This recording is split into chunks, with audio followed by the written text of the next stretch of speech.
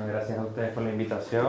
Es un placer venir y hablar un poco, ¿no?, de este trabajo que llevamos desarrollando desde el 2013 en las Cañadas del Teide junto con Matilde Arnaiz de la Rosa, que es profesora titular de la Universidad de La Laguna. Y bueno, en realidad vengo a explicar de manera preliminar algunos de los resultados que hemos obtenido, no solo con las excavaciones arqueológicas de algunos de los espacios de vida, porque también hay espacios funerarios que también se han trabajado, pero yo no vengo a hablar de los contextos sepulcrales, sino de los contextos habitacionales y de producción, ¿no?, de fabricación de herramientas líticas sobre todo. Entonces hablaremos un poco de esos resultados preliminares, de las excavaciones, pero también de las prospecciones arqueológicas, es decir, de todo el gran inventario que se ha realizado y que no se ha terminado del contexto de la alta montaña de Tenerife. Todas esas intervenciones arqueológicas se encuentran enmarcadas en varios proyectos de investigación, ¿vale? Nosotros, aunque seamos una empresa que haya nacido también en el 2013, vamos de la mano con la financiación pública tanto del Ministerio con proyectos I+D que han sido otorgados a la Universidad de La Laguna, como por parte de la Dirección General, que sigue apoyando los trabajos de investigación en este contexto de la isla de Tenerife. De esta manera, pues bueno, gracias a estas financiaciones pues, hemos podido seguir desarrollando ese trabajo de investigación en la alta montaña de Tenerife, ¿no? Pero claro, nosotros no venimos de la nada, nosotros sabemos y conocemos cierta realidad del patrimonio arqueológico que conserva las Cañadas del Teide gracias a la figura de Luis Diego Cuscoy, ¿no?, que a mediados del siglo pasado demostró que las Cañadas del Teide, y así lo dice esa frase que él manifestó, que para entender la clave del poblamiento guanche en Tenerife, las cañadas eran muy importantes. Y eso lo dijo por varias razones. La más importante por el grado de conservación de los yacimientos arqueológicos y de este territorio que tenía cuando él visitó las Cañadas del Teide. El grado de conservación era tan grande y tan bueno que él podía ver la realidad arqueológica de la ocupación del espacio y del territorio de primera mano, ¿no?, sin alterar, sin expoliar, y por lo tanto podía estudiar muy bien cómo era la ocupación del territorio en las Cañadas del Teide. Lo que pasa es que esta realidad arqueológica no se superpuso a la nueva colonización después de la conquista. Las Cañadas para los colonos era un territorio inhóspito, ¿vale?, y por lo tanto no les interesaba usar ese territorio.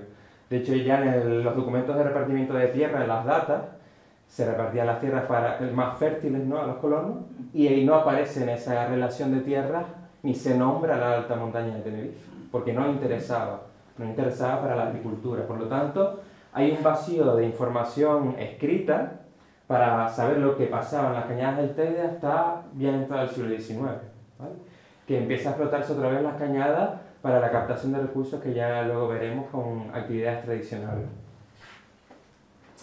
Bueno, pues, ¿qué influyó para que Cuscoy se encontrara, o para que mantuviese esa conservación arqueológica al parque, las Cañadas del Teide? Pues contribuyó la declaración del Parque Nacional en 1954. Gracias a esta figura de protección, el patrimonio arqueológico de las Cañadas se ha mantenido más o menos intacto a pesar de la presión turística que tiene actualmente el Parque Nacional. Es el parque nacional más visitado de Europa y con una presión inmensa. Y aún así, el grado de conservación de los yacimientos y de este territorio y de la huella arqueológica guanche es bastante bueno, que nos permite estudiar bien cómo era la ocupación del territorio por parte de los guanches. Y bueno, después la declaración de Patrimonio Mundial, que a pesar de que uno de los puntos fuertes de la declaración del Patrimonio Mundial de las Cañadas del Teide sean los valores naturales, también se habla o se especifica y se nombra el valor cultural que posee y atesora las Cañadas del Teide, ¿no? Bueno, también el Plan de Rector de Uso y Gestión del Parque Nacional del Teide ha contribuido a que se potencie y se establezcan iniciativas no solo de conservación del patrimonio arqueológico, sino también de investigarlo, ¿no?, de promover la investigación de estos espacios. De hecho, hay ahora un debate con el nuevo PRUC, que se hizo un borrador en el 2022, está en debate por el tema de la afluencia de visitantes que tiene el parque, y bueno, hay que regular un poco cómo entra la gente al parque y cómo se visita el Parque Nacional, ¿no?, para que no sufra daño. Vale, la segunda razón por la que Luis de Cuscoy a mediados del siglo XX decía que las cañadas era el mejor espacio para entender la clave del poblamiento de la isla es también porque es un sitio donde los usos tradicionales también se conservan muy bien, es decir, la huella arqueológica de la etnografía del siglo XIX y XX también se puede manifestar y se puede palpar, se puede visualizar muy bien en el territorio de las cañadas del Teide. Como todos ustedes saben, Cuscoy entrevistó a mucha población de pastores en el sur de la isla, sobre todo, pero también del norte, de la Rotava.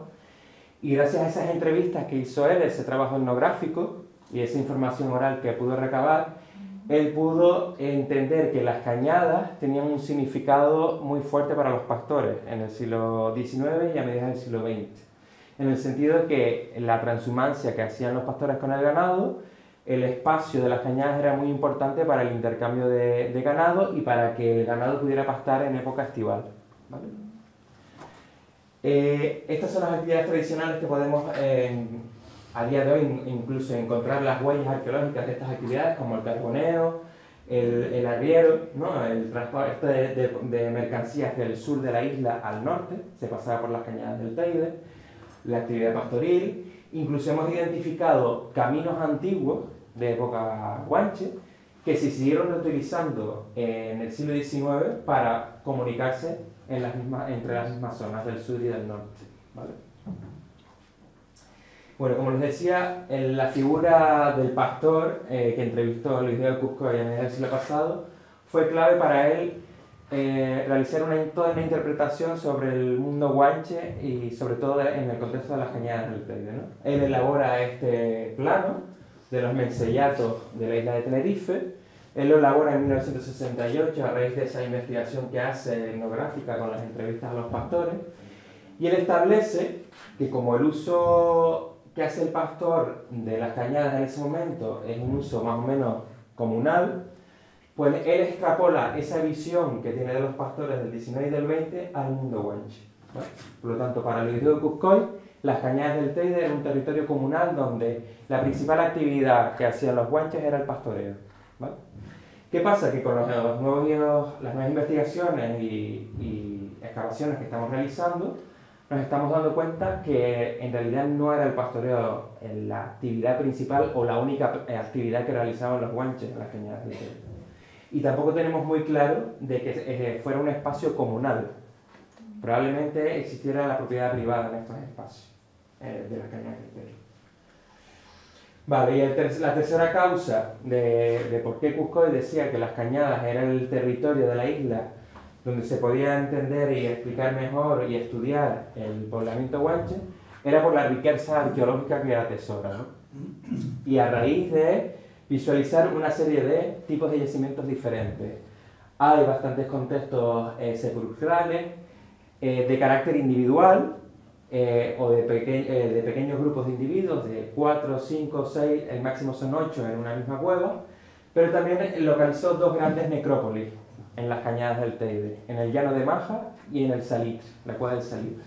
Esas son las dos grandes necrópolis que tienen las cañadas del Teide y que nos habla de que hay bastante población en la que su intención es depositarse en las cañadas del territorio como un territorio conocido por ellos. ¿Vale? Luego veremos las dataciones cronológicas que tienen esas necrópolis. Luego, el tipo de yacimiento más inventariado y que nosotros más hemos localizado en superficie, con las prospecciones arqueológicas, son las estructuras en superficie, las estructuras o hábitats, ¿no? En un principio siempre se habían determinado, clasificado como paraderos pastoriles, que simplemente eran estructuras circulares adosadas a afloramientos rocosos muchas veces, que servía a ese pastor guanche como espacio donde pernoctar una noche, 2 noches, y simplemente era eso, ¿no? La función que tenía. Pero nos estamos dando cuenta que ese tipo de estructuras no tienen una función únicamente y exclusiva para el traslado del ganado o para pasar una noche, sino que son mucho más complejas de lo que se había dicho hasta este momento. Y ahora veremos por qué. Y luego también hemos localizado zonas de producción sobre todo de recursos líticos. No solo de la obsidiana, ese vidrio volcánico que ya Cristian Hernández manifestó en su tesis del 2005, creo, 2006, donde explicaba que la obsidiana era un recurso lítico muy importante para la población guanche y que sobre todo en los últimos momentos era un bien que se redistribuía, se controlaba por unos cuantos, por una pequeña parte de la población y se repartía por el resto del contexto de la isla de Tenerife, ¿no? Sobre todo hay dos áreas de aprovisionamiento fundamentales en las cañadas de obsidiana. Uno es el tabonal de los Guanches, en la cara norte del Teide, y otro es el tabonal negro, que está al sur de Montaña Blanca, ¿vale? En dos zonas distintas de las cañadas.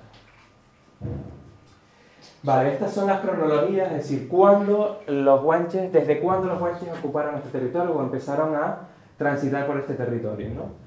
La datación más antigua que tenemos de un contexto funerario es de la cueva de la grieta, no, del Capricho, ¿vale? Siglo IV, siglo V. Y la fecha más reciente es siglo XVII en la necrópolis del Salitre. Eso quiere decir que tenemos 12 siglos de ocupación en las cañadas del Teide por parte de los Guanches y que están haciendo uso de este territorio, incluso están manteniendo su modo de vida y su rito funerario incluso después de la conquista, ¿vale? Hasta el siglo XVII. ¿Eso por qué creen que pasa? Pues seguramente han oído hablar de los alzados, la figura de los alzados, de los resistentes guanches, que se negaron a adaptarse a la nueva formación social y económica y religiosa, y no es que eran combatientes a la población colona, sino que se resistieron a adaptarse a esa nueva sociedad. Ellos no querían adaptar ese nuevo modo de vida y se replegan a las zonas más inaccesibles de la isla, ¿no? de Tenerife, sobre todo en las cañadas del Teide. De hecho, tenemos fuentes documentales escritas que nos hablan de ese proceso en el que algunos guanches, y no solo guanches, sino también esclavos negros y moriscos. Digo lo de los moriscos porque luego lo nombraré brevemente, el tema del ADN que se le ha hecho a los restos de los individuos de la necrópolis del Salitre, y dan ciertos rasgos diferentes a lo que sería un ADN bereber puro, ¿no? Por así decirlo. Entonces, bueno, la arqueología está verificando un poco lo que ya los textos comentaban sobre qué población se replegó a las cañadas y por qué se replegó a las cañadas, ¿no?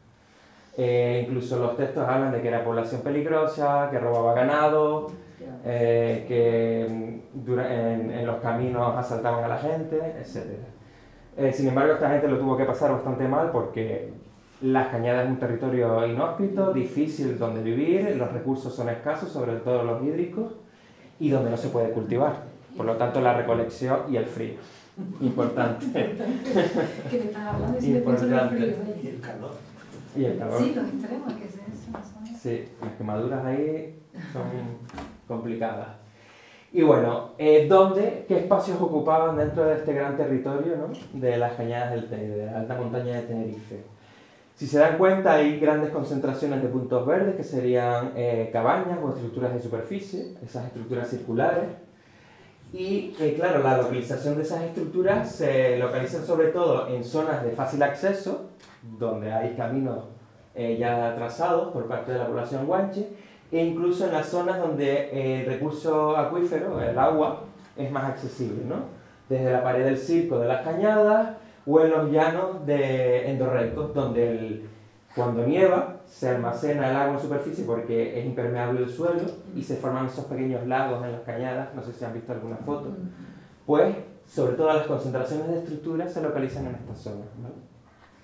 No hemos terminado de inventariar toda la superficie de las cañadas, seguimos con los inventarios y las prospecciones, teniendo en cuenta que es un territorio difícil de caminar, las coladas volcánicas recientes también influyen, y la orografía del norte, de la cara norte del Teide, también es complicada, ¿vale? Por eso no hay ningún punto en ese espacio. Bueno, como también comentaba antes, Matilde Rey de la Rosa hizo su tesis doctoral sobre los escondrijos. Todo el mundo seguramente ha oído hablar de los escondrijos cerámicos en Tenerife. En un principio se planteaba, algunos autores planteaban que eran lugares rituales, ¿vale? Para la divinidad, donde se ponía un esboto o se depositaba una cerámica entera y un poco para pedirle a la divinidad, ¿no? Sin embargo, son lugares donde precisamente se conserva tan bien, o son tan inaccesibles, o no son tan fácilmente de visualizar, y por eso se conservan también los recipientes enteros, ¿vale? Y no fracturados. Pero si nosotros analizamos el trabajo de distribución espacial de cada uno de los escondrijos que Matilde Arnay estudió, donde ella establece una tipología cerámica, ¿vale? Podemos visualizar que los escondrijos se localizan no solo en los senderos que actualmente tiene el parque oficialmente, que son transitables y que algunos coinciden con senderos antiguos guanches, sino que también con la distribución de los escondrijos nos damos cuenta por dónde son los pasos que tenían los guanches también. Aquí hay probablemente un camino que no estamos viendo, donde transitaban los guanches para moverse por este contexto. Por lo tanto, los escondrijos nos están dando pautas de movilidad, por dónde transitaban los guanches en este territorio. Vale, para seguir un poco, y antes de ver los resultados de las excavaciones que hemos realizado, yo quería comentarles y hacer un repaso sobre la metodología arqueológica que llevamos actualmente, ¿no?, en los contextos de las cañadas del Teide, ¿no?, y cómo los arqueólogos en la actualidad nos enfrentamos a analizar un yacimiento arqueológico. Yo creo que todo el mundo aquí sabe lo que es un yacimiento arqueológico, pero yo quiero que entiendan que nosotros lo que queremos ver son los procesos de cambio dentro de un yacimiento, es decir, los yacimientos son diferentes capas de tierra, estratos, y lo que queremos ver qué pasa dentro de esos estratos, qué procesos naturales y culturales han tenido lugar en cada capa de tierra. Y sobre todo lo que nos interesa es el contexto de los objetos arqueológicos. A nosotros no nos interesa si el objeto arqueológico está fuera de su suelo donde fue depositado o abandonado, porque la información que nos va a dar es mucho más rica cuando la encontramos en su posición original, ¿vale? En general, nosotros tenemos dos grandes métodos para enfrentarnos a un trabajo histórico, ¿no?, o arqueológico. Uno es la prospección arqueológica, como hemos visto, que es la localización en superficie por el territorio de los yacimientos, y la otra es la excavación. Como les dije, es importante llevar muy bien el método arqueológico para recuperar el máximo de información. Y bueno, la Ley de Patrimonio del 2019 recoge precisamente pues, la necesidad de llevar ese método arqueológico cuando se hace una intervención arqueológica, ¿no? También indicar que han sacado de la ley pues, los yacimientos paleontológicos, que están ahora mismo en un limbo legal, pero bueno, como no son generados por la actividad humana, por lo tanto se sacaron de la ley de patrimonio. Y también hay un decreto de intervenciones arqueológicas donde se te especifica cómo tienes tú que mostrar los datos y cómo tienes que hacer tú la excavación arqueológica. ¿Vale?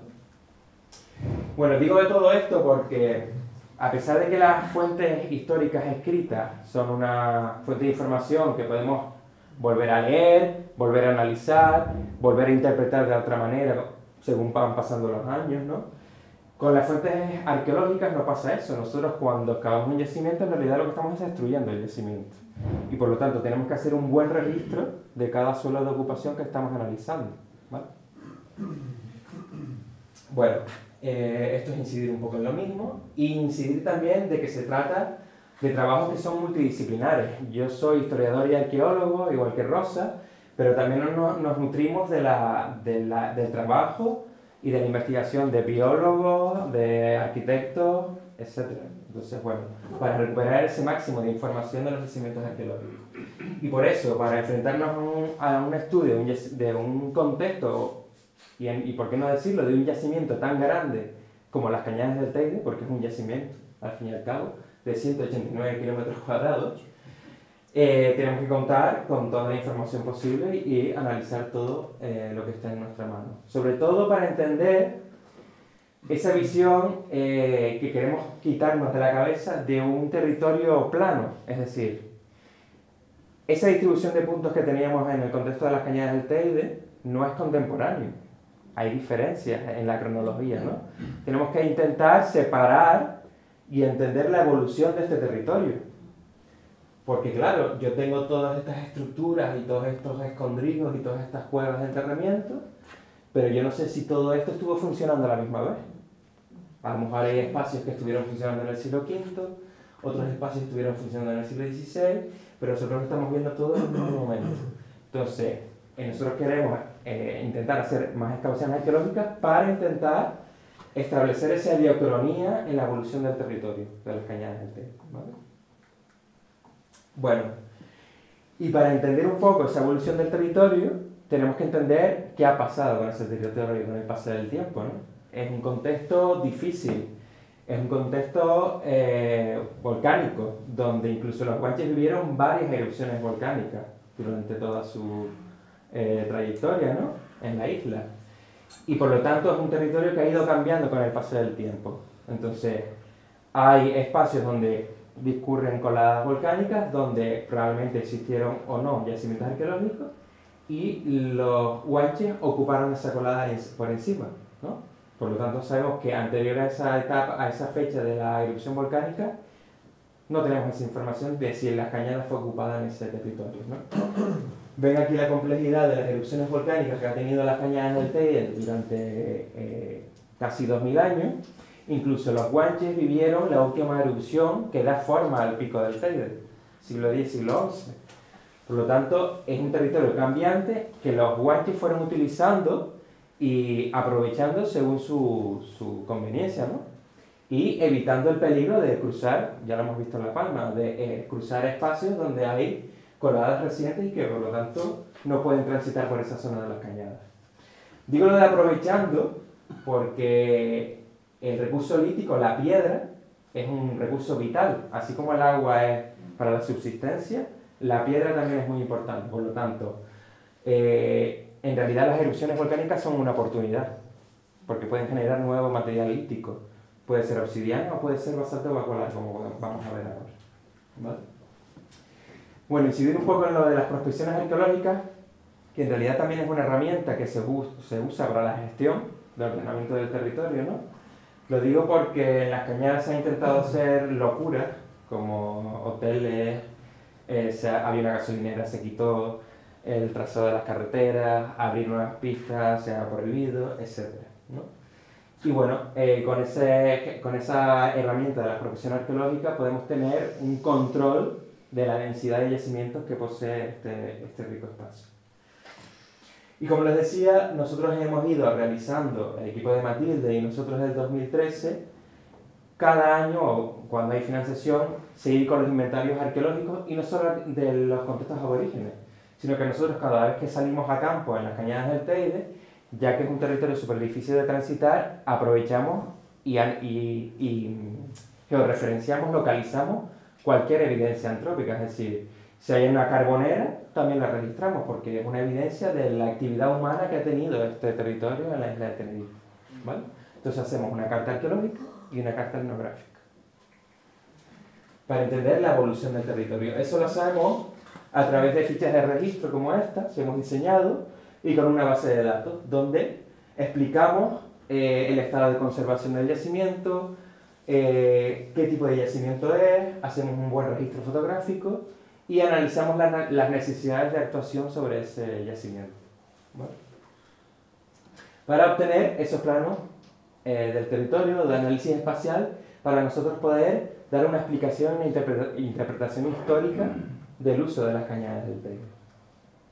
Y ahora nos meteremos de lleno en las excavaciones que hemos realizado en los últimos 10 años, ¿no? Los últimos proyectos se han centrado en estos 4 puntos.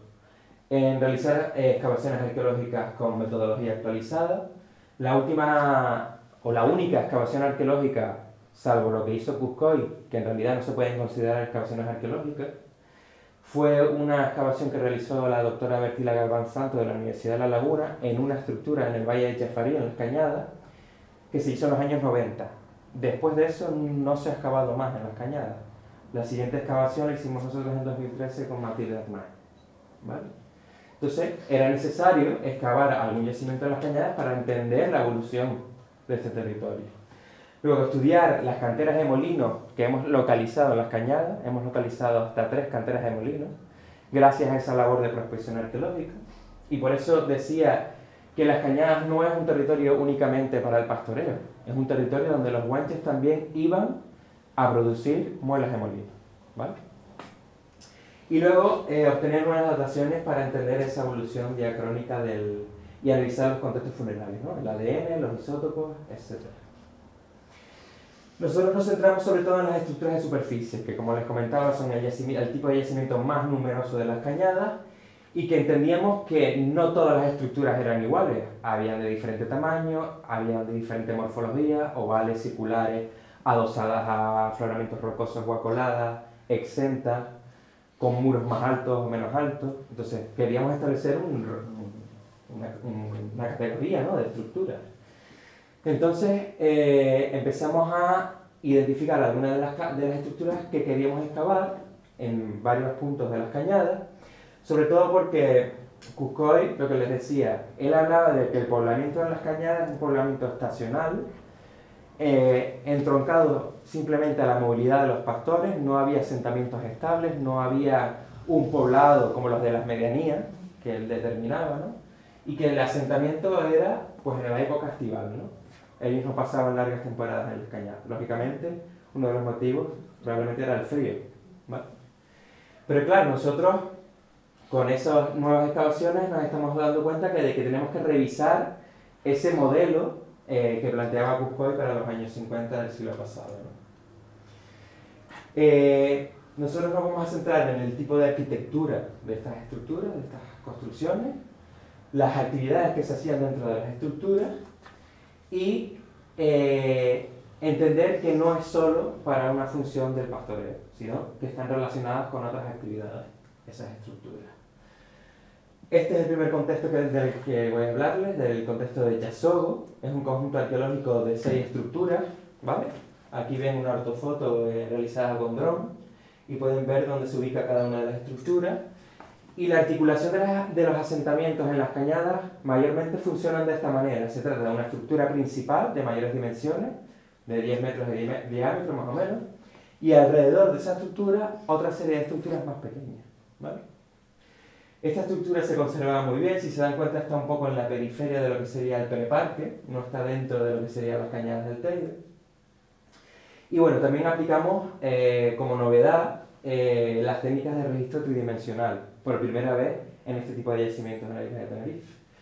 Como les decía, para tener un registro constante de cada uno de los levantamientos y suelos que íbamos excavando.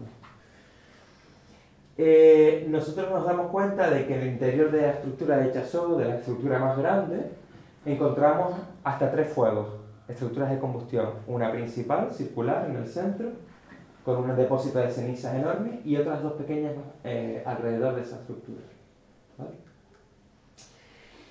Y antes de encontrar esas hogueras nos encontramos todo esto.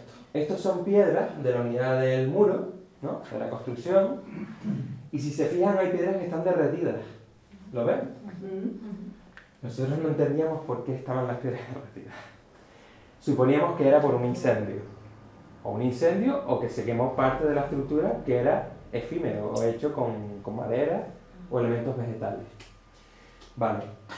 Si nosotros analizábamos el entorno de la estructura, es decir, la colada donde se asienta este poblado de Chasogo o este asentamiento temporal, nos damos cuenta que hay una serie de tubos volcánicos pequeños que tienen el mismo aspecto. ¿Lo ven? El interior está derretido. Entonces planteamos que ellos seleccionaron algunos bloques ya derretidos para construir el muro de la estructura de Chasogo, ¿vale? Selección previa de material constructivo para construir la construcción. ¿Por qué? ¿Por qué, Efraín? ¿Por qué? Porque para derretir la piedra, que ahora vamos a ver, se necesita una temperatura muy grande. Y un incendio, es decir, hay que tener en cuenta... No, digo, ¿por qué utilizaron las piedras? No lo sabemos. No sabemos por qué.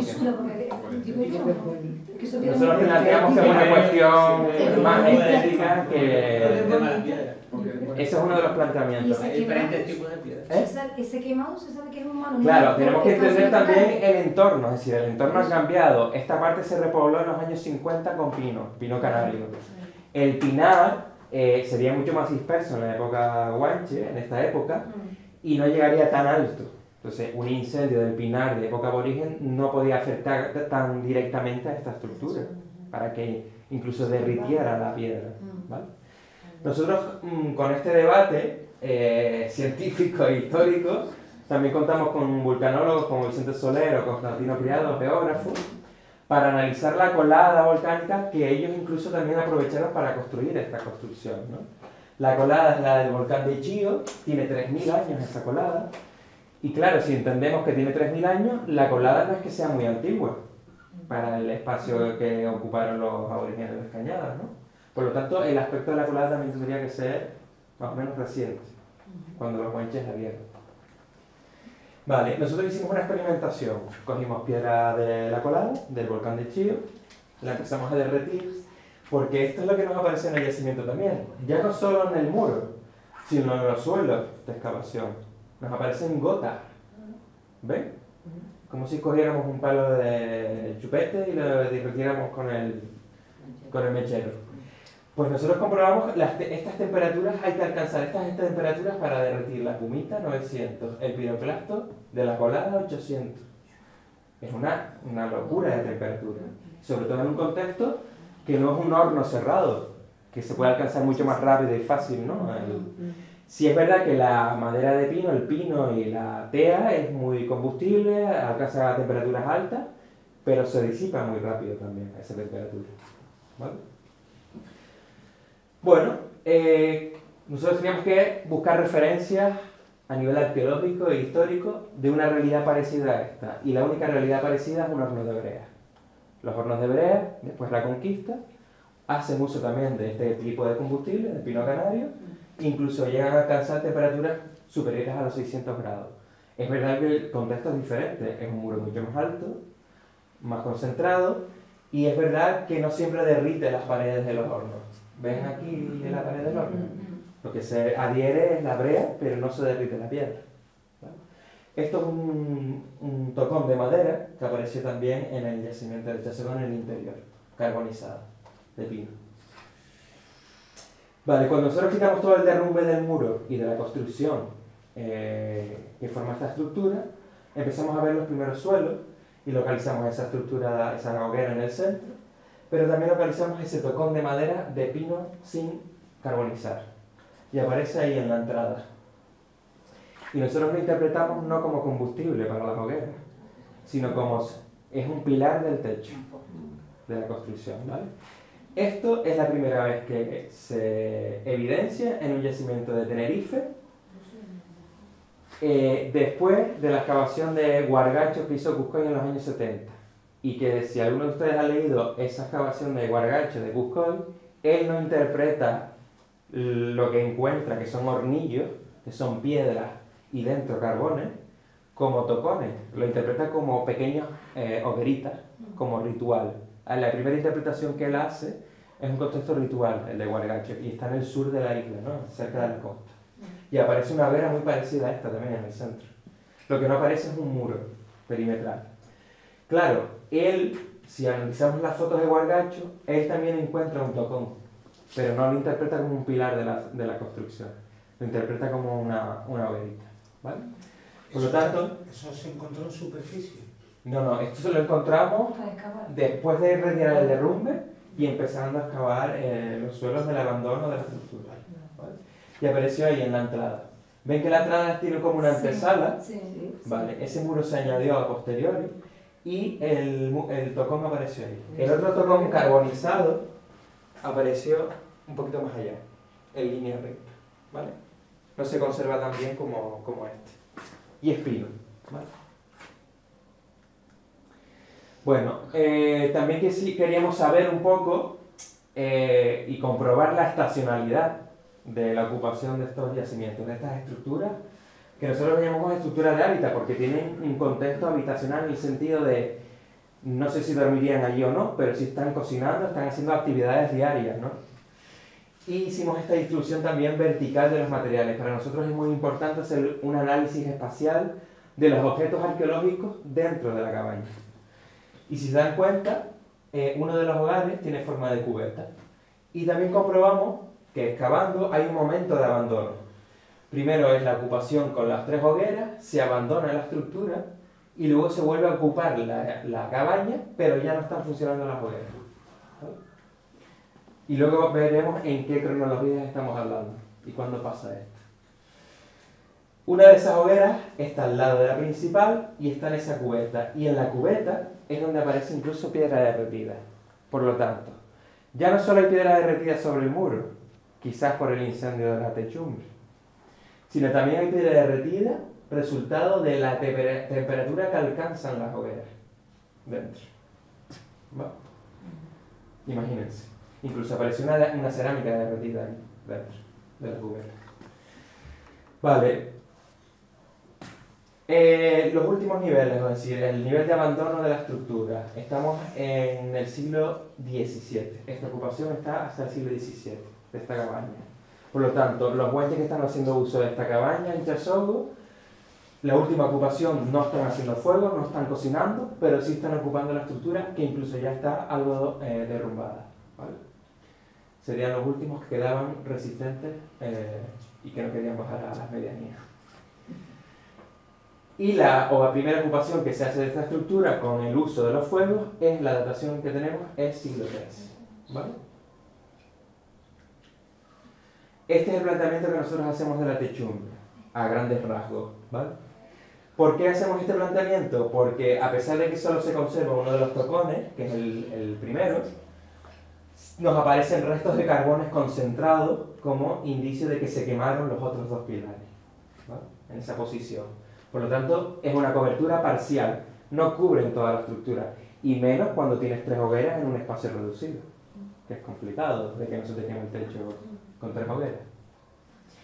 Y ese muro tan alto lo calculamos pesando y midiendo las piedras que fuimos retirando del derrumbe, para calcular el volumen del muro. Vale, otra cosa curiosa para entender qué actividades y por qué este yacimiento es tan excepcional, sobre todo no solo por la unidad construida, por la arquitectura y por las hogueras del interior, sino por el material arqueológico que aparece en su interior. Aparecen 3 tipos de cuentas: en hueso, en cerámica y por primera vez en Tenerife, en pumita. No se habían identificado cuentas en pumita en Tenerife hasta que se excavó este yacimiento, ¿vale? Y aparecen varias y algunas quemadas. Son súper fáciles de trabajar, cualquiera puede hacer una cuenta en pumita, ¿vale? Esto es un poco el análisis que se hace de la estratigrafía del yacimiento, y claro, para entender las actividades que se hacían dentro del yacimiento, nosotros tenemos que entender qué funciones tenían las 3 hogueras. Primero, porque la del centro está delimitada por piedras, las otras no. La del centro tiene un depósito de ceniza muy alto y las otras 2 no. Tenemos que analizar el tipo de combustible que se estaba utilizando para las hogueras y qué se estaba haciendo en esas hogueras. Nosotros analizamos y cuantificamos todos los materiales arqueológicos que aparecen dentro de cada hoguera. Por eso el contexto es importante. Dime.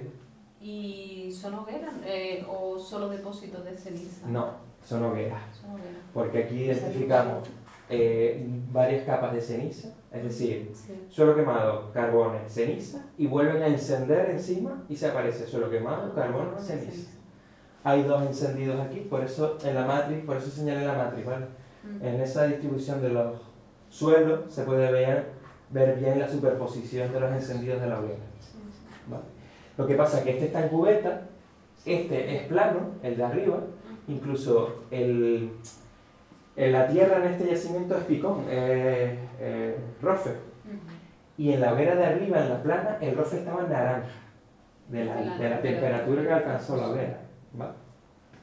Mientras que en la hoguera central no había sedimento carbonoso, todo era ceniciento. O sea, que estuvo ahí quemando hasta el final. Sí. Bueno, hay diferencias en el material, como les decía, en la cubeta es mayor la proporción de piedras derretidas y quemadas que la proporción de fauna, por ejemplo, de restos de huesos de ovicápridos, que te dan pautas para decir que están utilizando los fuegos para cocinar, para comer. Para analizar los huesos, contamos con Verónica Alberto, otra especialista arqueóloga en huesos humanos y en huesos de animales. Y claro, el nivel de fragmentación de los huesos de este yacimiento es muy elevado, sobre todo por la temperatura. El fuego fragmentó tanto los huesos que se ha podido analizar muy poca la proporción de todo el registro que localizamos. De hecho, de los 11.000 restos que encontramos, se analizaron 2.325. ¿Vale? Y casi todos corresponden a cabras y muy pocos a ovejas. ¿Vale? Nosotros queríamos descartar que se tratara de un contexto no doméstico, sino ritual. Es decir, teníamos ese debate. ¿Es un espacio ritual? ¿Es un espacio doméstico? No se conocen espacios rituales en Tenerife más allá de las estaciones de Cazoletas y Canales, ¿vale? Analizamos qué partes anatómicas, es decir, qué partes de los huesos de las cabras aparecían y aparece todo el registro. Aparece todo, costillas, cuartos traseros, delanteros, cráneos, todo. ¿Por qué queríamos analizar esto? Porque si lo comparamos, vamos a pasar un poquito más rápido, con los contextos rituales de La Gomera, por ejemplo, de las áreas de sacrificio, sabemos que en las áreas de sacrificio lo que se está quemando en las hogueras son los cráneos y las partes distales de las patas. ¿Vale? Y en Chasogo no. En Chasogo hay indicios y marcas de descarnado de que están procesando los productos y consumiéndolos. ¿Vale? Sí es verdad que están tirando luego los huesos al fuego, como manera de limpiar, ¿no?, el espacio. También se usa como los huesos. Ese era el otro debate. Claro, pero si tú tiras el hueso con el colágeno y fresco, sí puede intensificar un poco el fuego, la temperatura, pero no tanto para alcanzar una temperatura que funda la piedra. ¿Vale? Luego, también analizamos la tierra, es decir, los microrestos de este yacimiento, de la estructura de Chasogo. Sobre todo porque teniendo un contexto de 3 hogueras, queríamos ver si quedaban posibles restos de carbones, semillas, etc. En este sentido, Jacob flotó todo el sedimento de Chasogo, Jacob Morales de la Universidad de Las Palmas, y para sorpresa nuestra apareció no solo cebada carbonizada, ¿vale?, que probablemente fuera transportada, porque no se puede cultivar en las cañadas, en el centro de las cañadas, porque el territorio no te lo permite, pero también apareció semillas de mocán y amagante. En las crónicas de la conquista solo se nombra el amagante como recurso vegetal alimenticio de la población indígena para la isla de La Palma. No se hablaba para ninguna otra isla, y nosotros lo hemos identificado en Tenerife también por primera vez, en el yacimiento de Chasogo. Fíjense el tamaño de esta semilla. Claro, ¿por qué están tostando amagante? Creo que están muriendo un poquito de hambre, porque para generar harina de amagante, molerla y demás, tienes que tener una cantidad grande, ¿no? Disculpa, Efraín, ¿cómo era amagante? El amagante es esa planta que está ahí en la foto. ¿La violeta? Sí. ¿Vale? ¿Y piedras de molino? Esa es la otra cuestión que todavía no está analizada. No sabemos si lo trituras, porque claro, una vacuola, una piedra porosa muy grande, no te permite. Claro. ¿Y la cebada consta de que fue cultivada en las cañadas? No sabemos dónde fue cultivada. Nosotros planteamos que es transportada, porque las áreas de cultivo estarían un poco más abajo de esta cota. Date cuenta que estamos a casi 2000 metros de altitud. ¿El mocán ahí está arriba también? No, el mocán lógicamente sí o sí es transportado de la zona de la Urizu. Sí. Y bueno, como conclusiones de este enclave, preliminares, pues bueno, sabemos que hay 3 áreas de combustión que aparentemente tienen funcionalidades diferentes o actividades diferentes, donde se alcanza... ¿Funcionan a la vez? Funcionan a la vez.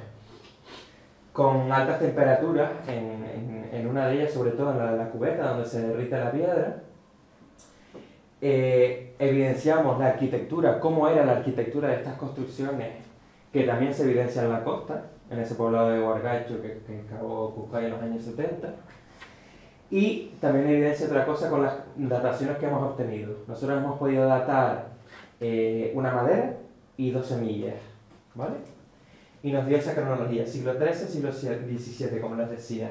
Por lo tanto, sabemos que la población que está usando la estructura de Chasogo es población que se ha replegado a la alta montaña en un momento posterior a la conquista y que están resistiendo a adaptarse a la nueva sociedad de los colonos, ¿vale? Les puse esa cita de Betancur Alfonso porque siempre existió el debate de si era un contexto doméstico o ritual. Descartamos lo ritual, es un contexto doméstico por las evidencias que tenemos y por lo que hemos analizado de momento. Pero es curiosa esta cita de Betancur Alfonso cuando dice que los cancos o sacerdotes vestían de blanco con adornos y guirnaldas que variaban en armonía con la liturgia o de los actos oficiales. Ellos eran los encargados de alimentar el fuego sagrado y en lo que en los que en las solemnidades civiles y religiosas bailaban las danzas sagradas. A ver, Chasogo está en una ubicación en las Cañadas y en el contexto de la isla de Tenerife es muy curioso porque desde la estructura de Chasogo se ve La Gomera, se ve la isla del Hierro, se ve el alto del Garajonal, y si tú haces un fuego en el alto del Garajonal, esta gente lo ve. Seguro, ¿no? ¿Vale?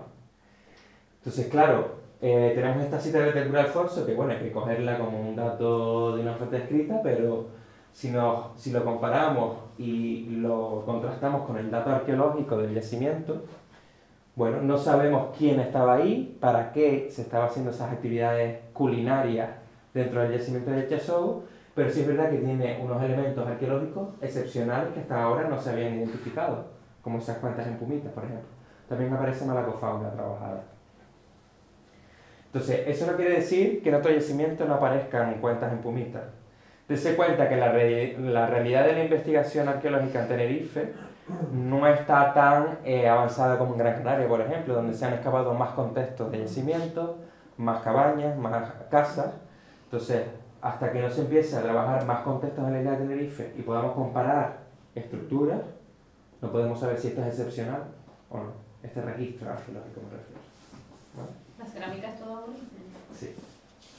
Sí, ese fue otro descarte que planteamos, porque hay unos trabajos de Eduardo Aznar Vallejo, que es profesor, ya se jubiló, medievalista, que estudió la documentación y él incluso publicó que incluso antes de finalizar la conquista de Tenerife ya se estaban haciendo hornos de brea en esta zona de Guía de Isora, porque Chasogo pertenece al municipio de Guía de Isora, y que incluso se hacía uso de la población aborigen para las labores de los hornos, ¿vale? Para el mantenimiento del fuego y demás. No solo para el mantenimiento del ganado, que es lo que principalmente hablan las actas, ¿no? y los documentos escritos, sino también para el tema de los hornos de brea, que incluso antes de la conquista ya existen hornos de brea en esta zona de la isla. ¿Vale? Claro, es curioso tener un contexto del 17 donde solo haya cerámica aborigen. Sí. Sí, es verdad que si te alejas un poquito de este contexto, ves alguna carbonera, pero eso es del siglo XIX, siglo XX, quiere decir, la carbonera. Vale, y otro contexto del que quería que vieran es el contexto de producción, ¿no? Pero también tiene que ver con un asentamiento estacional. Este es el conjunto de Cruz de Tea, son 5 estructuras, aunque aquí no se ven todas, y funciona muy similar a Chasogo. Esto se localiza, ahora lo verán, al norte de Chasogo. Chasogo está aquí y Cruz de Tea está aquí arriba. Disculpa, ¿también es estacional? ¿Chasogo también es estacional, verdad? Sí. Es estacional porque incluso con el estudio ya no solo por la distribución vertical que hicimos, donde se ve que hay un abandono y demás, y en los encendidos, las hogueras, sino también gracias al estudio de la fauna, donde se ven incluso individuos jóvenes que son consumidos de cabra, ¿vale? Entonces esto está hablando también de la estacionalidad de la producción del ganado. Cruz de Tea está por encima de Chasogo, es un contexto también de asentamiento estacional y funciona muy parecido a Chasogo en el sentido de que es una estructura principal de mayores dimensiones con una hoguera en el centro, pero en este caso solo una hoguera, ¿vale? Sí, esa forma de cruz es porque nosotros dejamos testigos para coger muestras de sedimentos y demás. Lo curioso de esta estructura es que anexa a ella hay otra estructura oval, que es la que está aquí, y funciona como área taller. Esto que está aquí, este bloque, esta piedra de ahí, gris, es un asiento. Es un asiento donde se sentaba una mujer o un hombre, no sabemos, a tallar el basalto bacolar para configurar muelas de molino, porque muy cerca de esa estructura apareció esa muela de molino fracturada sin terminar de fabricar y ese pico, que es la herramienta que utilizaban para trabajar los molinos. Y alrededor de todo ese asiento de piedra aparecieron millones de lascas, pero una barbaridad. Era un suelo lleno de los restos de la talla del basalto bacolar, de la piedra porosa. Eso es curiosamente Sí, no, yo lo prefiero, si no me largo yo. Es que solamente lo vi, tenemos el debate aquí. El centro de la hoguera, que te veo como esa si cruz, un pilar, esa cruz sí, tan perfecta, claro. rectilínea. Nosotros lo que hacemos es, Pero es una muestra. claro, vamos bajando los suelos, ¿no? Claro. Vamos dejando los suelos, pero nosotros dejamos ese rectángulo. Vale, gracias. Porque ahí vemos todos los suelos, uno detrás de otro. Y cogemos luego bloques, esos bloques blancos, es para hacer luego láminas delgadas, para mirarlas en el microscopio. ¿Vale? Bueno, analizamos de igual manera con la distribución espacial, los objetos arqueológicos que aparecían in situ, analizando la cantidad de fragmentos y de naturalezas que aparecían, no solo de cerámica, sino también de fauna. Esta no es la estructura principal, es una de las pequeñas, donde no hay tanto material arqueológico. Y luego, asociado a este conjunto de Cruz de Tea, aparece o está una de las canteras de Molino, ¿vale? Es decir, así como Chasogo, las actividades principales que se están realizando es la actividad que tiene que ver con el fuego. En el caso de Cruz de Tea sabemos que la actividad principal por la que esta gente está ahí es la cantera de Molino. Incluso se llevan bloques a donde están las estructuras y a donde está el fuego, donde cocinan, para seguir tallando esos bloques, ¿vale? Por eso nosotros decimos que el funcionamiento de la ocupación en las cañadas de estas estructuras es un área comunal donde se cocina para el grupo que está haciendo una actividad X, ya sea pastoreo, ya sea molino, y el resto de estructuras es a lo mejor de carácter personal de cada individuo o para 2 o 3 personas, no se sabe. Vale, el estudio de las canteras ha sido un estudio que venimos haciendo desde el 2015. Ahora se va a presentar un libro el día 27 en Tenerife sobre el estudio de las canteras de las cañadas. Es grandito, está muy bien la verdad, y se va a repartir allí, no se va a vender. Se hizo con la Dirección General y lo va a repartir a todos los centros, bibliotecas y demás que lo soliciten, ¿vale? Y bueno, nosotros conocíamos y teníamos noticias de una primera cantera que Cusco identificó en las cañadas del Teide. Él ya hizo esta publicación en los años 50 de un espacio en las cañadas del Teide que se llamaba la cantera de Pedro Méndez o el espacio de Pedro Méndez. Él localizó esta cantera gracias a la información de uno de los pastores del sur. Lo que pasa es que nosotros a día de hoy no hemos localizado esta cantera. Es decir, donde Cuscoy decía que estaba esta cantera, nosotros no hemos localizado la cantera. No sabemos si porque las indicaciones que él da no son con las referencias exactas para nosotros localizarlo, o las evidencias arqueológicas de los molinos en proceso de fabricación han desaparecido. La gente se la ha llevado o no sabemos lo que ha pasado con la cantera. Pero a día de hoy no ha aparecido. Tenemos intuición de que está un poquito más al norte de la zona que él indicaba, ¿vale? Entonces él establece y ve en este espacio, en los años 50, algunos procesos tecnológicos de cómo fabricaban los guanches los molinos rotatorios, ¿vale? Hay que explicar un poco que los molinos en Tenerife son bastante diferentes a los molinos en Gran Canaria. Es decir, el estudio de las canteras de molinos en Gran Canaria que ha realizado sobre todo la doctora Amelia Rodríguez de la Universidad de Las Palmas se centra sobre todo en las canteras en material en toba. Es decir, no sé si han visto alguna vez una cantera de toba en Gran Canaria, donde para obtener el molino lo que hacen es hacer un surco en la pared y sacan la muela ya circular. En Tenerife no. Los guanches lo que hacen es seleccionar un cono volcánico con material piroclástico, es decir, con material eruptivo, bloques sueltos, exentos de gran tamaño, bloques que tengan esa materia prima vapolar, porosa, tactean ese bloque y lo que empiezan a hacer es a trabajar ese bloque, a darle esa forma circular, con esa herramienta de piedra en basalto compacto, ¿vale? En un principio localizamos estas dos grandes canteras en dos espacios diferentes de las cañadas. Una sería Los Corrales y la otra es Cruz de Tea. Cruz de Tea está en relación con el asentamiento de las estructuras de Cruz de Tea y con Chasogo. En Los Corrales el contexto de alrededor es algo diferente. No hay tantas estructuras, pero sí está la necrópolis del Salitre, ¿vale? Y un poco más arriba de Cruz de Tea encontramos otra cantera. Con los trabajos de prospección encontramos que había otro cono volcánico donde también se estaban trabajando los bloques de basalto vapolar. Con la suerte de que encontramos uno en proceso de fabricación. ¿Lo ven aquí abajo? que se les partió, no la habían terminado de fabricar y están todas las lascas en el suelo. Sí, sí, esto es ¿Qué pasaba? parece que se fueron el otro día de ahí los guantes. Sí, sí. Eso es lo bueno de entender la historia que ha tenido las cañadas en este territorio. Entonces cuenta, se abandonó este espacio después de la conquista porque no interesaba y empezó a usarse otra vez en el siglo XIX-XX. Por eso la realidad arqueológica se conserva también. ¿Vale? Luego, ¿qué queríamos saber sobre de las canteras, no? Pues, como les decía, saber cómo trabajaban la materia prima, saber cuáles eran las técnicas que utilizaban para fabricar los molinos, porque estábamos viendo que eran muy diferentes a las de Gran Canaria. Entender si era un trabajo que podía realizar cualquier individuo de la población guanche o era un trabajo especializado de artesano. Eso también queríamos averiguarlo, analizando el material. Y si había una distribución del material bacolar o de los molinos ya fabricados y terminados, como pasaba con la obsidiana, que se ha comprobado que se reparte por toda la isla. Bueno,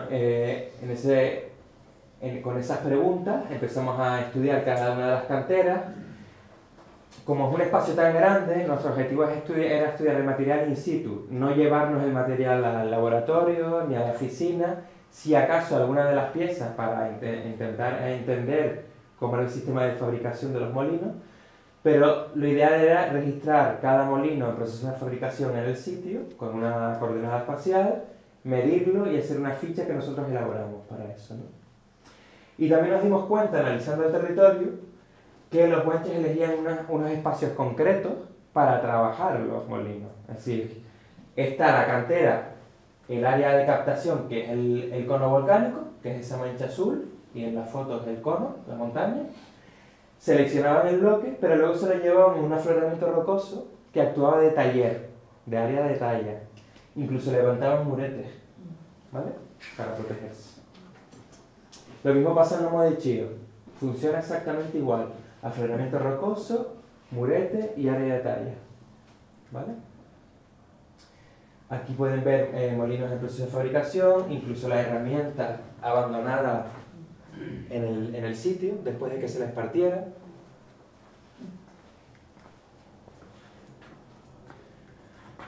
Y bueno, nosotros entendemos que hay varios registros, ¿no? En las canteras. Están las preformas, que ahora veremos cuántas hay. Es decir, hay diferentes fases de fabricación y técnicas de fabricación. El producto del lascado, que son los restos de la talla, de la fabricación, y las herramientas que también fueron abandonadas en las canteras. ¿Vale? Encontramos varios cuiscos, tanto en corrales como en cruz de tea. Y lo curioso es que en corrales, la formación que ahora veremos geológica, también tiene el aprovisionamiento no solo del basalto poroso, sino también tienen el basalto compacto para poder fabricar las herramientas. Es decir, está todo en el sitio.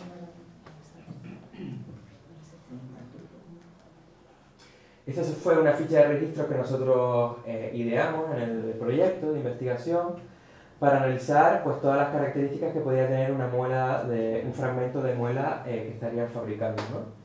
El aspecto externo, las vacuolas, el tamaño de las vacuolas, las dimensiones, el tamaño de la perforación central, es decir, muchas variables para entender incluso también en qué proceso de fabricación estaba, por qué se le fracturó y si era una muela superior o inferior. Porque claro, en el proceso de fabricación, hasta que no valían los hoyuelos de la muela superior, tú no sabes cuál era la inferior o la superior. Entonces también las pesábamos, las medíamos para saber eso. Y nosotros llegamos a entender que el proceso de fabricación de los molinos circulares en Tenerife, porque son los únicos que existen, no hay molinos de vaivén en Tenerife, tiene estas fases de fabricación. La primera en la que empiezan a transformar esa pieza amorfa y le dan forma circular, que sería la fase 2. Luego piquetean toda la superficie para quitar las irregularidades. Y luego la última fase es la perforación central. ¿Vale? Y también establecemos 3 categorías de objetos arqueológicos elaborados en esta materia prima porosa.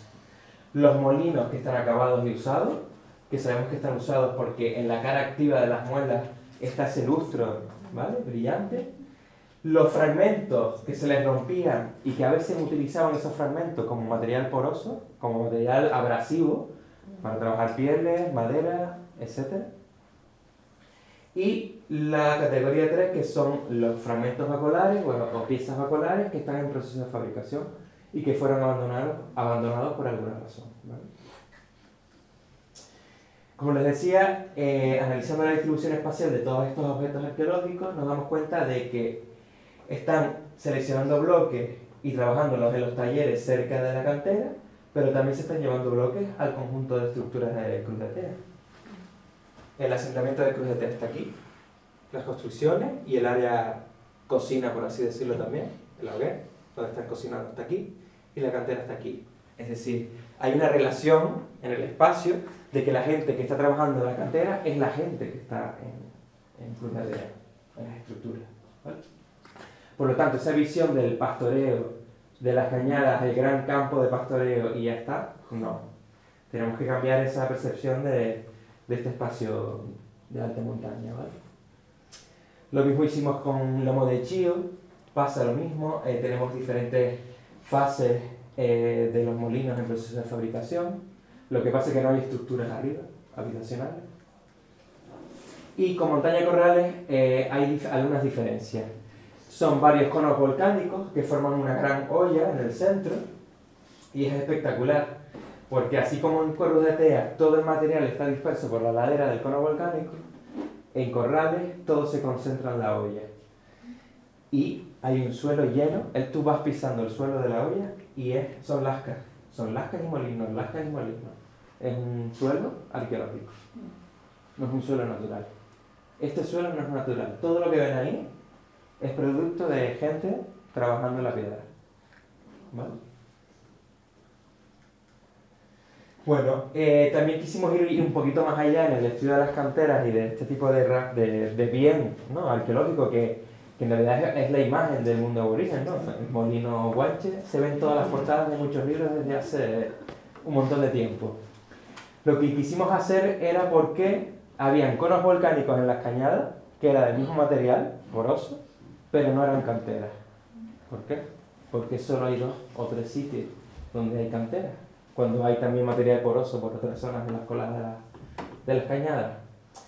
Entonces lo que hicimos fue un análisis químico de la piedra para ver la composición química. Y nos dio resultados, ¿no? Resultados de que la piedra, la composición química de la piedra de Cruz de Tea es diferente a la composición química de la piedra de Corrales. ¿Y para qué nos sirve esto también? Para ver la movilidad de los molinos por el territorio. Nosotros gracias a esto pudimos saber que hay un molino, es que no tengo el mapa aquí, hay un molino de Echasogo, que apareció en la estructura de Echasogo, que se fabricó en la cantera de Lomo de Chío y no en Cruz de Tea, por la composición química. ¿Y qué distancia? No te sé decir, es el plano que les enseñé antes. El 4 es Lomo de Chío, la cantera, y Echasogo está aquí, ¿vale? Y Cruz de Tea. Cruz de Tea es el 2. Y sabiendo la composición química del resto de la isla. Claro, eso queremos ir más allá. Claro, esto es fantástico, de hecho está publicado en un artículo científico, porque si yo cojo un molino usado de una cueva de Fagnia o de Granadilla y lo analizo químicamente y veo que la composición química hay algunos elementos químicos que coinciden en proporción a Cruz de Tea o Echasogo, sé que ese molino se fabricó en esa cantera. Incluso sabiendo la datación de Granadilla o de tal, pues incluso podrías ubicar antes, en los siglos, Claro. un uso de la Exacto. zona antes del siglo. Exacto. Eso también es muy importante. ¿Funcionan los dos a la vez? Pues entonces. Los Corrales no tenemos fechas todavía. Y claro, no tenemos manera directa de fechar la cantera, porque no hay materia orgánica. ¿Qué hicimos? Datar la estructura de Cruz de Tea. La estructura de Cruz de Tea está funcionando del siglo XIII al siglo XV. No, mismo ¿Vale? tiempo que no. Exacto. Pero no más allá del siglo XV. Si encontramos un molino que esté usándose en el sur o en la costa de Tenerife y el suelo donde aparece ese molino es del siglo X, sabemos que están fabricando molinos ya desde el siglo X en las cañadas. ¿Qué pasa? Que esta zona de las cañadas de Cruz de Tea, Lomo de Chío, tiene un vulcanismo más o menos reciente. Siglo X, siglo XI hay erupciones ahí también. Entonces quizá el uso, es decir, el recurso lítico que hicieron los guanches a partir del siglo X-XI de esta cantera, antes no era un recurso. ¿Y solo factible. hay esas dos canteras de molino? Ese era el otro debate. Es decir, con lo grande que es Tenerife, ¿solo hay dos canteras de molino? No. Nosotros descubrimos, detectamos otra cantera en Granadilla, en el sur. Y es la única cantera que se ha detectado fuera de las cañadas. ¿En qué zona, perdón? En Granadilla, en Ifara. Y está más alterada. Lo que pasa es que se conserva más o menos bien gracias a que está ubicada en el Monumento Natural de los Riscos de Ifara. Por eso les decía yo que todo espacio en el territorio que tenga una figura de protección, aunque sea natural, va a contribuir a que se conserve mejor la huella arqueológica del mundo indígena. Ahora se declaró BIC, de Bien de Interés Cultural, los Llanos de Ifara, pero hasta ahí, hasta justo el Monumento Natural. Y la cantera se encuentra en uno de los conos del Monumento Natural, ¿vale? Eso también lo publicamos ahora en los coloquios canarios americanos de Gran Canaria, el año pasado. Entonces, bueno, analizamos también químicamente la piedra de la cantera de Ifara del sur, que es la única que de momento conocemos para el resto de la isla, y es muy diferente a la composición química de las cañadas. Entonces, ahora hay que analizar los molinos usados para ver de dónde vienen. Pero creemos que tiene que haber muchas más canteras. Es decir, una población tan grande como la que tenía Tenerife, con 3 canteras, no. No han encontrado en Tenerife canteras de toba, No, ni en Anaga. no. Y El trabajo de la toba en Tenerife, o sí, de la tosca de la toba, es exclusivamente en estaciones de Casaletas y Canales. vale, y es mucho más laborioso hacerlas así. En las últimas fases del proceso de fabricación, es decir, el piqueteo, darle la forma ya bien redondeada y la perforación central, es muy parecida a la de Gran Canaria. Es decir, hay algunos gestos técnicos que se parecen. Te lo digo no porque lo diga y ya está, sino porque se han hecho 2 programas experimentales. Uno lo hizo Amelia con la toba en Gran Canaria y otro lo hicimos nosotros, con Alberto Lacabe Rodríguez, que precisamente es el padre es de aquí, de Fuerteventura. Pues con esas 2 experimentaciones se va a publicar ahora un artículo comparando los 2 métodos de fabricación y coinciden en las últimas fases. En las primeras no, pero en las últimas fases sí. ¿No? Hombre, no sabemos si eran más vagos o qué, por el hecho de coger una piedra que ya está bien seleccionada y bien con esa más o menos densidad, diámetro y peso, que estar haciendo un agujero en una pared para sacar una muela. No sé el grado de esfuerzo, pero que los 2 son válidos, son 2 técnicas válidas, está claro. Y es verdad que tiene que ser un trabajo controlado. Es decir, no cualquier persona que desconozca el proceso tecnológico puede hacer un molino, ¿vale? Porque se te rompe. Era especializado. Era especializado. Nosotros una de las conclusiones que hemos llegado es que es especializado. Es un trabajo especializado, ¿vale? Bueno, les decía que va a salir esta publicación. Es el 27 de marzo se presenta en el Instituto de Estudios Canarios en La Laguna. Y aquí se explica, tiene muy buena fotografía y se explica pues todo esto que les he explicado yo del proceso de investigación de las canteras. Incluso es como un atlas, porque nosotros ponemos al final del libro todos los procesos de fabricación, todas las fases y en qué consiste cada fase de fabricación, ¿no? Incluso hablamos de las herramientas.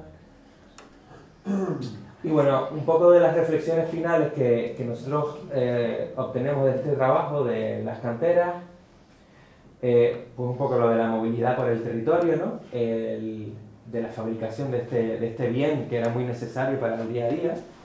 Y también nos llega a plantear, primero, esa especialización dentro de la sociedad origen guanche, de una parte de la sociedad que se especializa en la talla de molinos, y también nos llega a plantear que esa visión de la sociedad guanche como pastoralista, únicamente y exclusivamente su medio de producción es el pastoreo, parece, ¿no? Por todas esas investigaciones que planteaba Cusco y demás, que era realmente la visión que tenía del mundo del siglo XX, de los pastores del sur y del norte de la isla, pues en realidad a lo mejor hay que plantearse que no eran exclusivamente pastores y ya está, sino que hay un sistema de agrícola, que tuvo que tener importancia en la dieta y en la subsistencia de esta población, porque si no, no entendemos por qué hay tal cantidad de molinos en cada una de las canteras. En una de las canteras hay más de 600 trozos de molinos rotos en proceso de fabricación. No sabemos en qué rango cronológico de la fabricación, pero las canteras son muy grandes y la de Corrales es una exageración, la cantidad de lascas que hay en el suelo. Entonces, esa visión de pastoreo y ya está, creo que no era así tan exclusivamente. Y no era así tan exclusivamente quizás en los últimos momentos de la ocupación aborigen en Tenerife, es decir, siglo XIII al XV, donde está pasando algo a lo mejor que hay un aumento demográfico, hay una mejora en los sistemas agrícolas, no sabemos qué está pasando. ¿Vale? Entonces, esto nos ha permitido pues, hacernos estas nuevas preguntas sobre el sistema agrícola en Tenerife. Y bueno, para ir terminando, dije que no iba a hablar de los contextos funerarios porque entonces ya estaríamos aquí 3 horas más, pero hemos intentado también revisar con Matilde todos los contextos funerarios conocidos de las Cañadas. Hay contextos individuales, de enterramientos individuales, y son muy curiosos porque son 2 niños. Son 2 niños masculinos de entre 7 y 11 años. Y las dataciones son posteriores al siglo XI, ¿vale?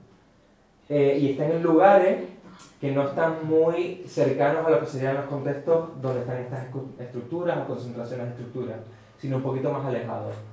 Sí es verdad que el de Cascajo, el niño de Cascajo, esto es una recreación que se hizo a partir del cráneo. En el contexto de Cascajo, que no está aquí, uno de los niños apareció aquí, ¿vale? Y el otro apareció aquí, el de la grieta, en medio de las coladas. ¿El topo de la grieta? No, el topo de la grieta es en el circo arriba, pues apareció en las coladas de la grieta abajo, en la cañada. ¿Vale? Aislado, ¿no? No, por debajo. El contexto funerario con más esqueleto. No, él solo, el niño solo, y la mayor cantidad de estructuras que nosotros hemos identificado en realidad están aquí. ¿Vale? La concentración de estructuras está aquí. O el asentamiento, por así decirlo. No sabemos muy bien por qué se entierran de manera individual y porque en el rito funerario no aparece material arqueológico en el contexto, ¿no? Sí aparecen pieles con la envoltura, pero no aparecen materiales. ¿De qué siglo son? Son posteriores al siglo XI. Las dataciones las puse antes, no recuerdo, ahora lo ponemos y lo vemos. Y luego están los contextos de necrópolis, como les decía, ¿no? Que es el Llano de Maja y el Salitre. Y bueno, seguimos investigando sobre estos contextos funerarios para entender un poco también el sentido de identidad que tenía la población guanche con este espacio, con la alta montaña de Tenerife, y por qué también existen 2 grandes necrópolis, y si hay vínculos familiares con los individuos que están enterrados en esas necrópolis.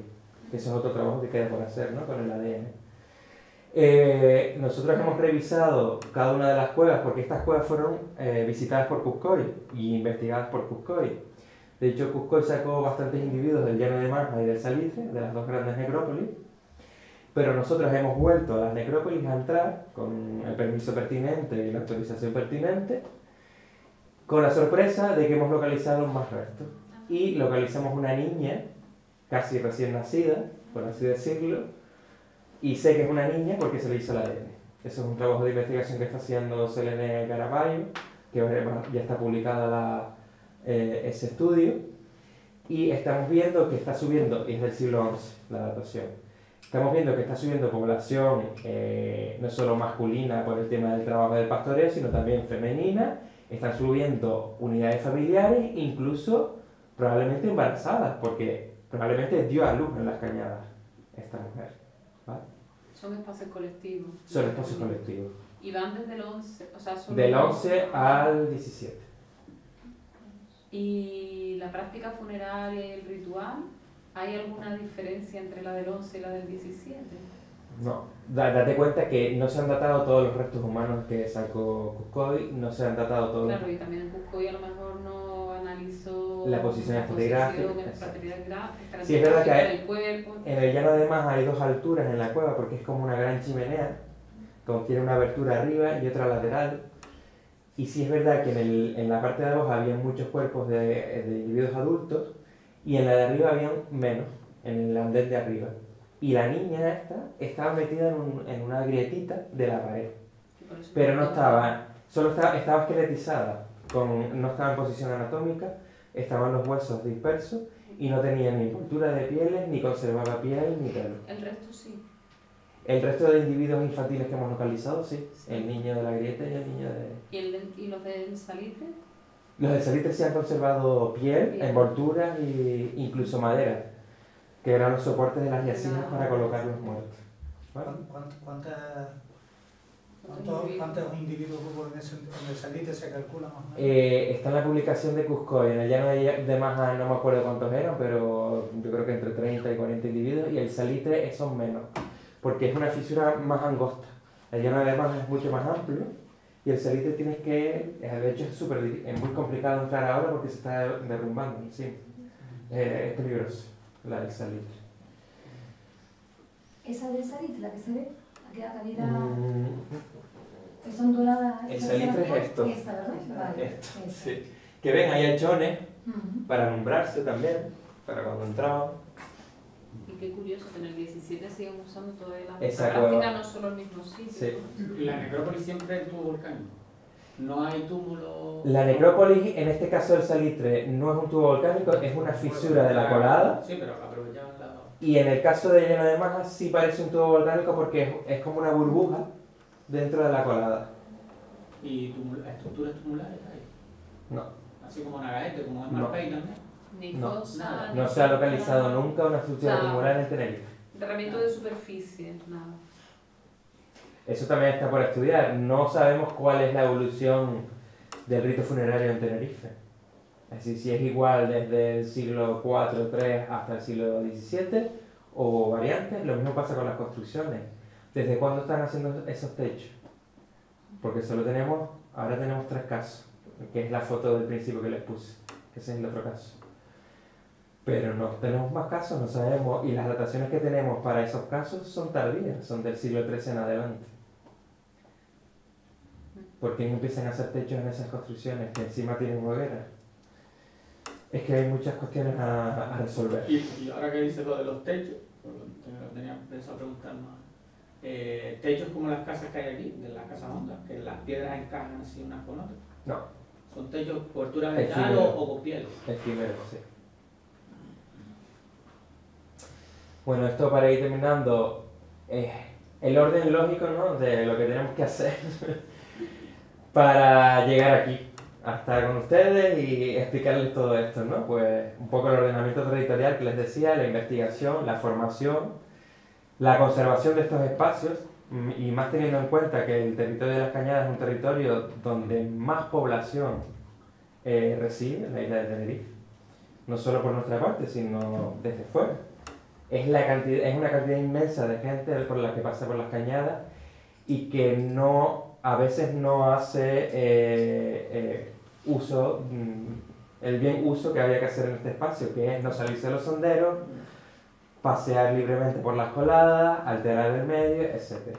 Y bueno, para evitar eso hay que seguir pues, con la conservación y la protección de estos espacios que estamos investigando o están en proceso de investigación para no perder la posible información que quede todavía de estos territorios. De hecho, de este yacimiento, de hecho el llano de Maja y el salitre no, pero el llano de Maja, el Parque Nacional de Teide le puso una reja. Está enrejado y tiene una puerta, no se puede acceder. ¿Vale? Se han cerrado varios. Sí, hay varios tubos volcánicos cerrados en el Parque Nacional.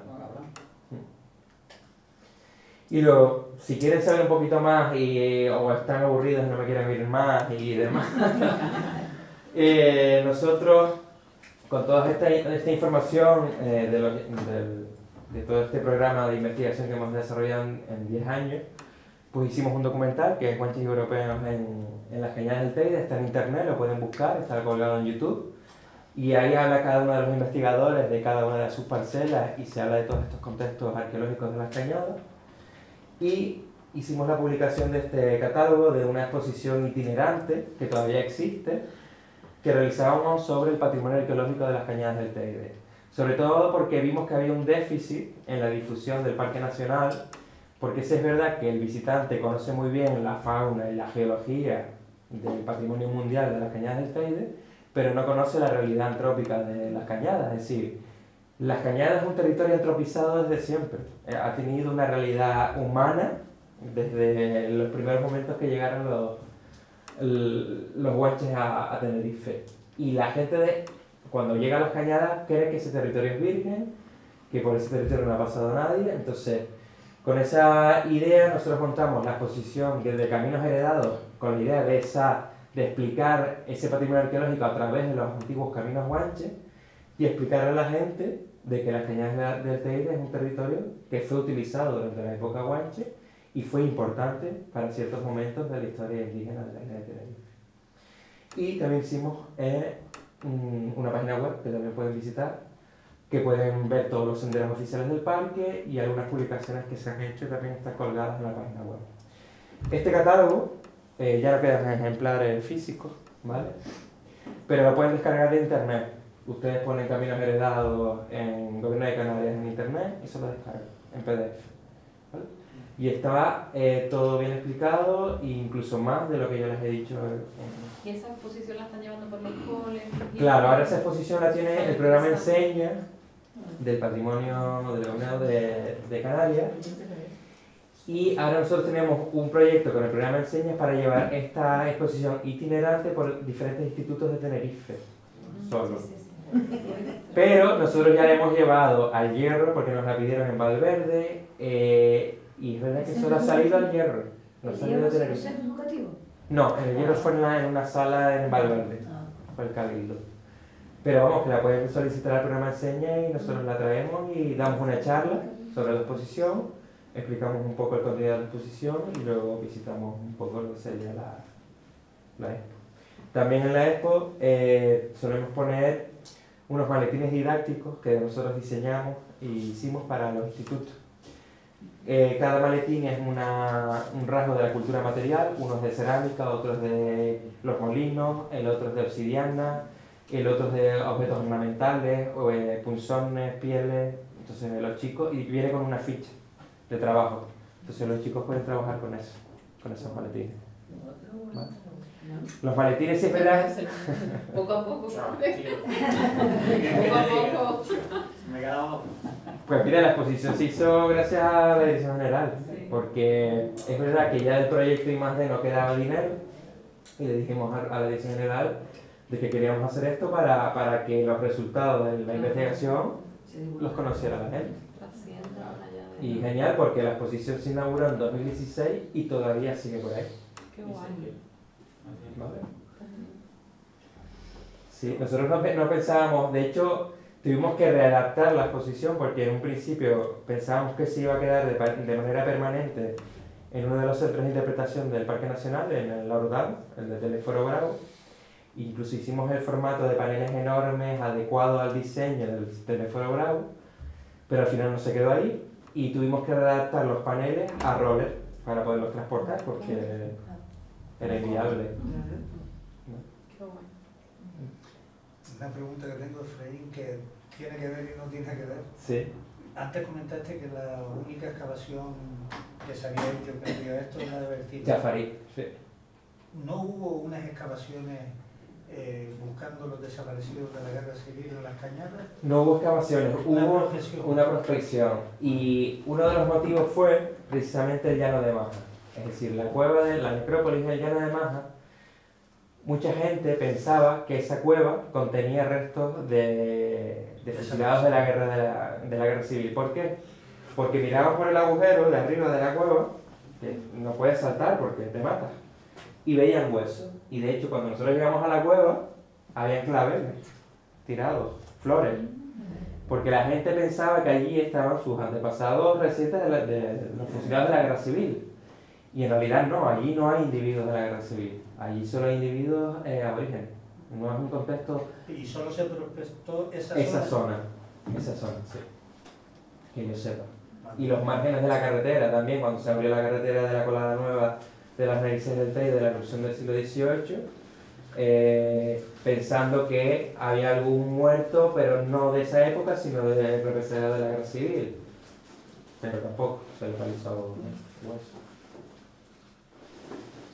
Pues nada, muchísimas gracias.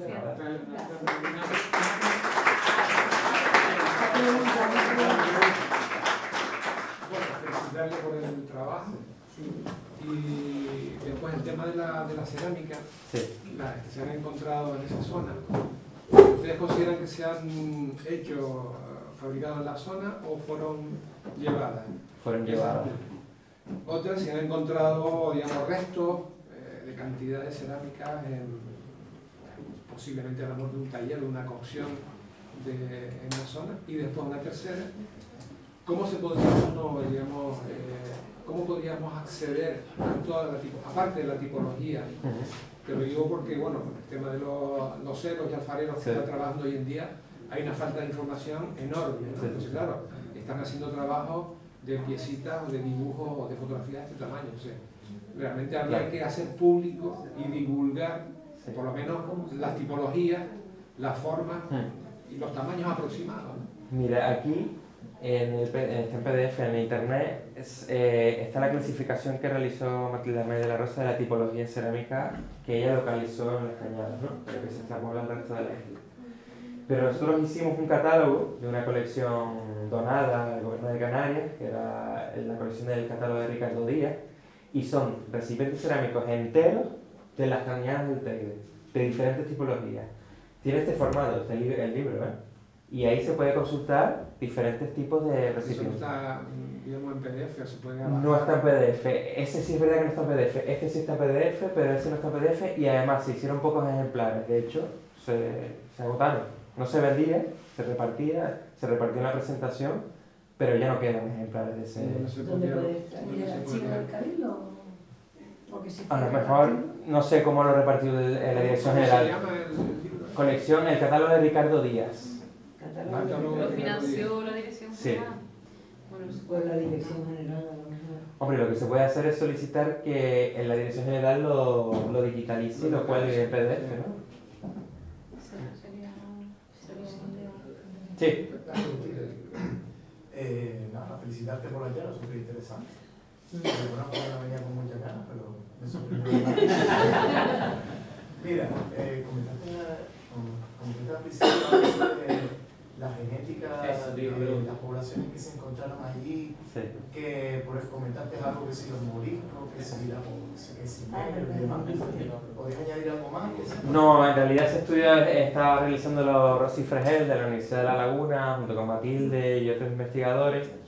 Y es verdad que hay muestras de ADN de los pocos individuos que se han analizado de la cueva del salitre que no tienen una relación de parentesco, ¿no? Y que difieren bastante con las muestras de ADN de otros individuos de los contextos funerarios de las Cañadas.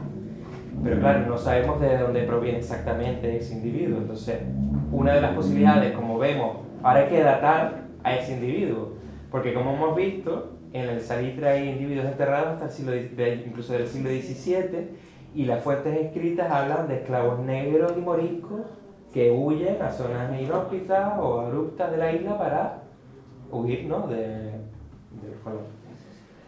El mundo del ADN yo no me voy a meter, lo comento, hay algo publicado, pero siguen investigando y directamente le tienen que preguntar a Rosy sobre este tema.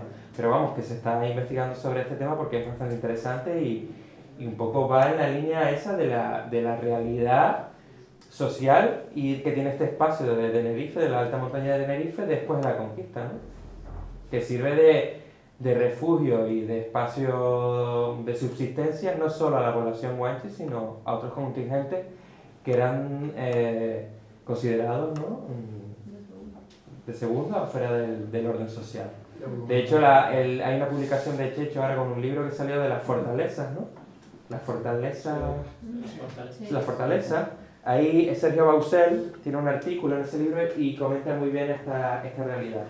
que lo comentaste del pastoreo, la visión tradicional que he visto del pastoreo en las cañadas, que quizás tenía Cusco era un poco influenciada por la realidad Claro, de su época, ¿no? exacto. Un cierto presentismo. Exacto, ese sesgo que se ha dado por hecho en muchas investigaciones, pero que bueno, se ha ido intentando apuntar un poco mejor cómo era la ocupación de este territorio y qué actividades se hacían en este territorio. La idea que hay, por ejemplo, de la división de los mencellatos de Tenerife, esa idea de que las cañadas de Teide eran como un lugar neutral, ¿no? Exacto, comunal. Eso Chirría un poco porque, claro, nosotros hemos localizado espacios como el de la foto del principio, donde hay estructuras que no son ni paraderos pastoriles, ni estructuras que acogen una hoguera, sino que son estructuras que están en el borde de una formación rocosa elevada como puntos de vigilancia, de acceso a las cañadas o para el control de algunos recursos, por ejemplo la obsidiana.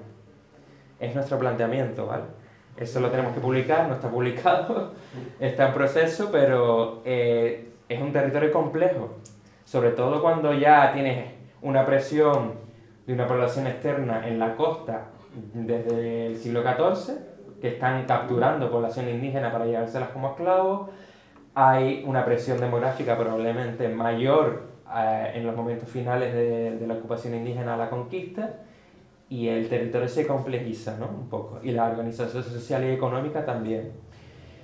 ¿Qué son exactamente esas demarcaciones los mencellatos? No lo sabemos, pero que fue así siempre, seguro que no. Es decir, esta población en el siglo VII-VIII, esa demarcación política social, no sabemos si era así.